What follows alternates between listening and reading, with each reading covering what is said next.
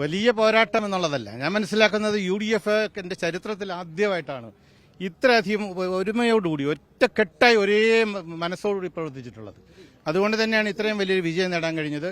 എല്ലാ ഭരണത്തിന്റെ മാത്രമല്ല, എല്ലാ രംഗത്തും ഉദ്യോഗസ്ഥന്മാരുടെ മുഴുവൻ അതിക്രമങ്ങളെയും നേരിട്ടുകൊണ്ടാണ് ഈ കടന്നു വന്ന മുഴുവൻ UDF കൌൺസിലർമാരും. പ്രത്യേകിച്ച് BJPയുടെ വർഗീയത, അതിനേക്കാൾ വലിയ വർഗീയത CPM ഉപയോഗിച്ചു എന്നുള്ളതാണ്.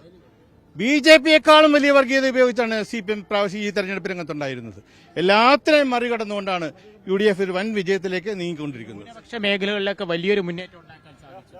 അല്ല, എല്ലാ മേഖലയിലും അങ്ങനെ ന്യൂനപക്ഷം ഭൂരിപക്ഷം എന്നൊന്നുമില്ല. എല്ലാ മേഖലയിലും വലിയ മുന്നേറ്റം ഉണ്ടാക്കാൻ കഴിഞ്ഞിട്ടുണ്ട്. നിങ്ങൾ ഇതിന്റെ റിസൾട്ട് പരിശോധിച്ചാൽ തന്നെ നിങ്ങൾക്ക് മനസ്സിലാവും. തീർച്ചയായും. പ്രത്യേകിച്ച് ഞാൻ മനസ്സിലാക്കുന്നത് കഴിഞ്ഞ നൂറ്റാണ്ടുകാലം കൊല്ലം കോർപ്പറേഷനും അതിനു മുമ്പത്തുള്ള 5 വർഷക്കാലത്തെ LDFന്റെ മുനിസിപ്പൽ ഭരണവും ചേർന്ന് കൊല്ലത്ത് ജനങ്ങൾ പൊറുതി മുട്ടിയിട്ടാണ്. എത്ര ദയനീയമായിട്ടാണ് ഇപ്രാവശ്യം ഞാൻ മനസ്സിലാക്കുന്നത് LDF തകർന്ന് തരിപ്പണമായിട്ടുള്ളത്. അത് ജനങ്ങളുടെ ഒരു വികാരത്തിന്റെ പ്രതികരണമാണ്.